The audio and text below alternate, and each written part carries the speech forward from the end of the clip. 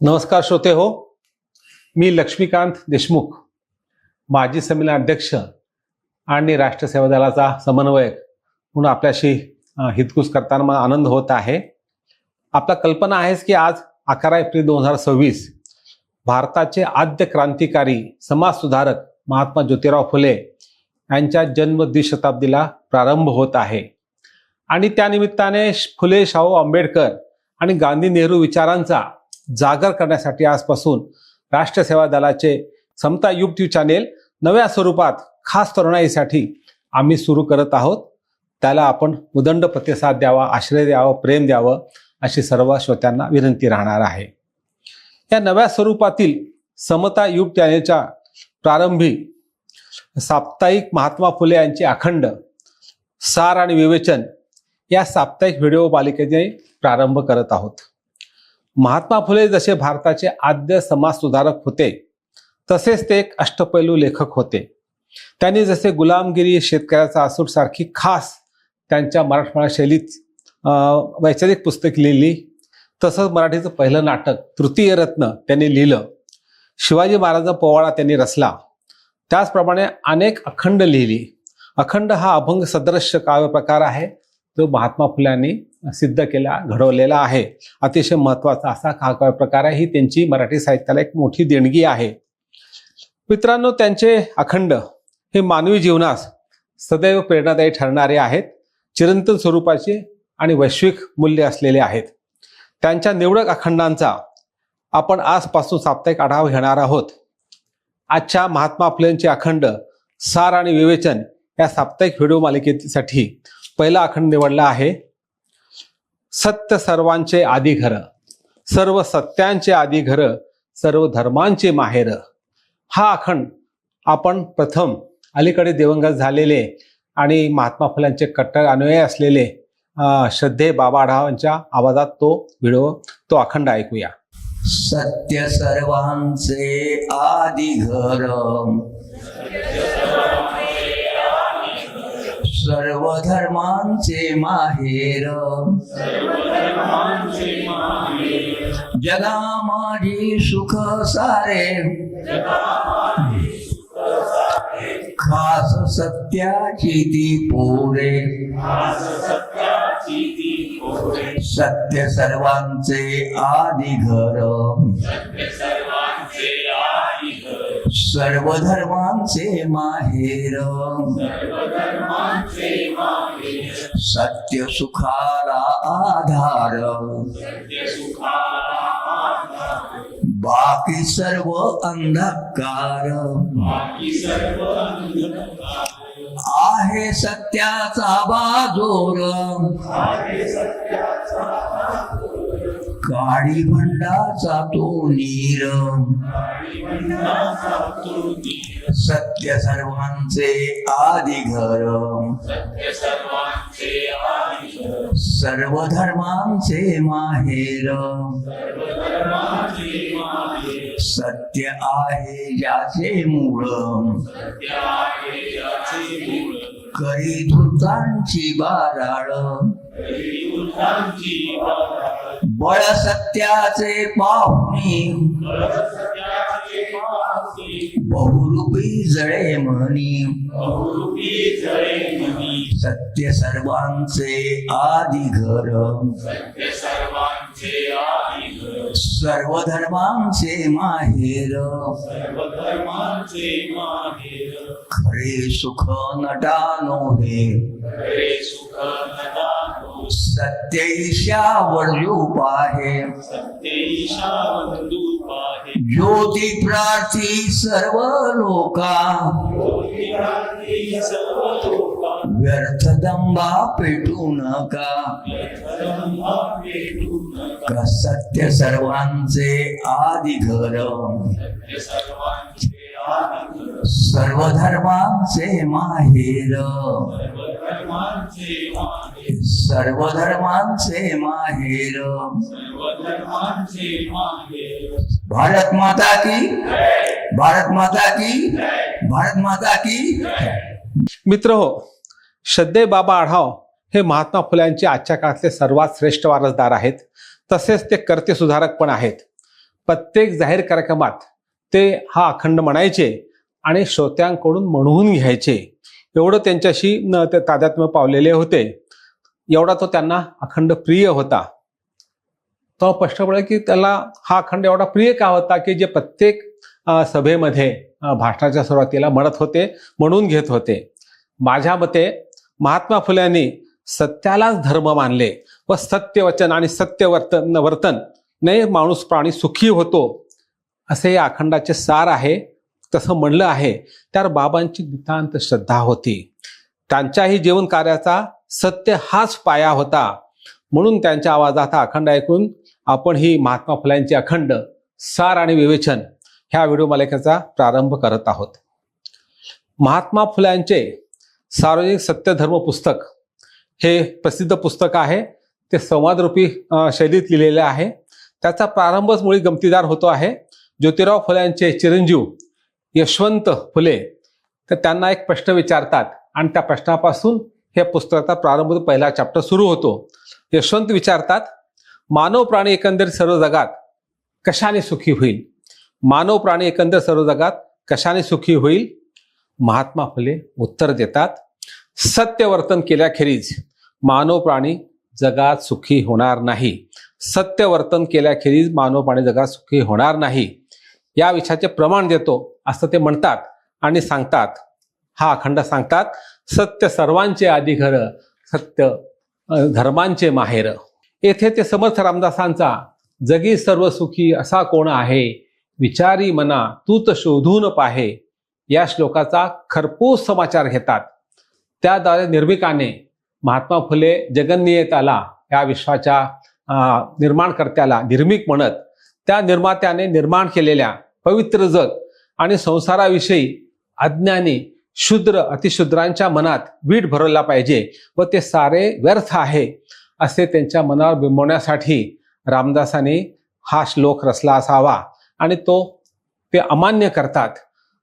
पुढे महात्मा फुले असे म्हणतात की जगातील जेवढी म्हणून मानवांनी धर्मपुस्तके तयार केली रचली आहेत त्यात एकाही ग्रंथात आरंभापासून शेवटापर्यंत सार्वजनिक सत्य धर्म नाही. जर जगाचा निर्माण करता सर्व माणसाचा निर्भीक असेल तर त्याने उत्पन्न केलेल्या सर्व मानव प्राण्यांना जे जे मानवी अधिकार आहेत ते सर्वांना समान प्रमाणात हक्काने मिळाले पाहिजेत. या भूमिकेतून त्यांनी या पुस्तकाची रचना केली. सार्वजनिक सत्यधर्म पुस्तक रचलं. शेवटच्या काळात ते खूप आजारी होते. त्यांचा उजव्या हाताला कंप सुटला होता, त्याला लिहिता येत नव्हतं. म्हणून त्यांनी डाव्या हाताने लिहायचं शिकून हा ग्रंथ पूर्ण केला आणि तो त्यांच्या निधनानंतर प्रसिद्ध झाला. हे लक्षात ठेवण्याचे भाग आहे. म्हणून मला परत म्हणावेसे वाटते, सत्य सर्वांचे आधी घर, सर्व धर्मांचे माहेर हा या सार्वजनिक सत्यधर्म पुस्तकाचा उपोद्घात आहे. एक प्रकारचा सार आहे. सत्य बोलणे आणि सत्य वर्तन करणे म्हणजे सत्याचा शोध घेणे. जी काही वर्गास शूद्र व तुच्छ समजतात जे लोक, त्या धर्मग्रंथाची चिकित्सा करणे म्हणजे सत्याच्या कसोटीवर ती तपासणे होय. सत्य जरी सार्वत्रिक असले तरी ते व्यक्ती सापेक्ष पण असते, हे लक्षात ठेवले पाहिजे. संत तुकाराम महाराज म्हणतात त्याप्रमाणे, सत्य असत्याशी मन केले गवाही, नाही विचारले बहुमता, नाही मानिले बहुमता. आपल्याला जे सत्य वाटते ते परिणामाची पर्वा न करता सांगितले पाहिजे. त्यासाठी अट एवढीच असेल की विचारपूर्वक सत्य शोधले पाहिजे, त्याची खात्री करून घेतले पाहिजे, मग त्याचा उच्चार केला पाहिजे. मग सत्याला मरण नसतं, भय नसतं. मित्रांनो, भारतात आधुनिक काळात महात्मा फुलांनी सत्याची कसोटी लावून शूद्र अतिशूद्रादी लोकांच्या आणि खास करून स्त्रीवर्गाच्या अवनतीचे, दुःखाचे आणि दर्जाचे कारण हिंदूचे धर्मग्रंथ त्याला कसे कारणीभूत ठरलेले आहेत याचा सत्याच्या आधारे ते वस्तुनिष्ठ वेध घेतात. हा विचार, ही नजर किंवा चष्मा हा सत्याचा होता, फुल्यांचा सत्यांचा होता, श्रद्धेचा नव्हता. लक्षात ठेवा मित्रांनो, श्रद्धा हा अनुभवपूर्व विश्वास असतो. श्रद्धा हा अनुभवपूर्व विश्वास असतो, तर सत्य हा अनुभवातून निर्माण झालेला विश्वास असतो. म्हणून अनुभवातून आलेला विश्वास हे सत्य असतं आणि तेच आपण स्वीकारलं पाहिजे. हा जो अखंड आपण ऐकला बाबा आढावांच्या आवाजामध्ये आणि अतिशय महत्त्वाचा अखंड आहे त्यांच्या एकंदरीत काव्यामधला, या अखंडाचे सार काय आहे? थोडक्यात सांगायचे झाले तर सत्य हे सर्व सुखाचा आधार आहे, तर असत्य हा अंधश्रद्धा आणि अंधकार आहे. सत्याच्या कसोटीवर मूल्यांना प्राचीन वैश्विक धर्म ग्रंथ शूद्र समाजाला खालच्या जातीत ढकलून अन्याय करणारे त्यांना वाटले. जातीची उच्चारण त्यांच्या शब्दात सांगायचे तर ब्राह्मणांचे कसब होते. त्यांना सदैव गुलामगिरीमध्ये ठेवण्याची अघोरी अमानुष प्रथा परंपरा आहे, ती महात्मा फुलांनी सत्याच्या आधारे प्रथम तोडली. मग डॉक्टर बाबासाहेब आंबेडकरांनी तो विचार पुढे नेला. या दोघांनी हे जे बंड केलं, ही जी क्रांती केली आणि धर्मचिकित्सा केली, ती सत्याच्या आधारे केली, हे महत्वाचं आहे. म्हणून हा अखंड त्यासाठी त्या दृष्टीने पाहिला तर अत्यंत महत्वाचा ठरतो. महात्मा फुले असेही म्हणतात, सर्वसाक्षी जगतपती, सर्वसाक्षी जगतपती त्याला नको मध्यस्थी. असं म्हणत महात्मा फुल्यांनी माणसातील भेदावर प्रहार केला व ते नष्ट झाले पाहिजेत अशी गर्जना केली. त्यासाठी स्त्रिया व शूद्रांच्या कल्याणासाठी स्त्री पुरुष समानता आणि सर्वांना शिक्षणाचा समान अधिकार याचा पुरस्कार केला. त्याचे प्रमाण म्हणजे त्यांनी सुरू केलेल्या स्त्री अस्पृश्य समाजाच्या जवळपास डझनभर शाळा हे प्रमाण आहे. तसेच हंटर कमिशन पुढे त्यांनी जी साक्ष दिली, त्या साक्षात त्यांनी सांगितलं की सर्वांना सक्तीचे मोफत प्राथमिक शिक्षण मिळाले पाहिजे अशी मागणी करणारे ते पहिले शिक्षण तज्ज्ञ होते, शिक्षण सुधारक होते. हे ते करू शकले कारण हे त्यांच्या सत्य धर्माचे सार आहे. या अखंडाचा प्रधान विचार आहे. आपला कल्पना आहे की स्वतंत्र भारताचे घोषवाक्य आहे सत्यमेव जयते, सत्याचा नेहमी विजय होतो. महात्मा गांधी म्हणायचे सत्य हाच ईश्वर आहे. महात्मा फुले आणि महात्मा गांधी दोघांचे सत्याबाबतचे विचार बरेच सारखे आहेत. वर सांगितल्याप्रमाणे फुल्यांच्या मते सर्वच मानवी ग्रंथात सत्याचा निखळ पुरस्कार केलेला नाहीये व सत्याची सत्यवर्तनाची महती सांगितलेली नाही. म्हणून धर्मामध्ये ज्या अन्यायी, अत्याचारी आणि अनेकांना शूद्र करणाऱ्या स्त्री वर्गाला अन्याय करणाऱ्या प्रथा परंपरा निर्माण झाल्या. महात्मा गांधी याबाबत म्हणायचे की सर्व सत्य धर्म आहेत, पण प्रत्येक धर्म अपूर्ण आहे, कारण तो माणसाने निर्माण केलाय आणि माणसाने आपले पूर्वग्रह त्यात टाकल्यामुळे अनेक वाईट प्रथा निर्माण झालेल्या आहेत.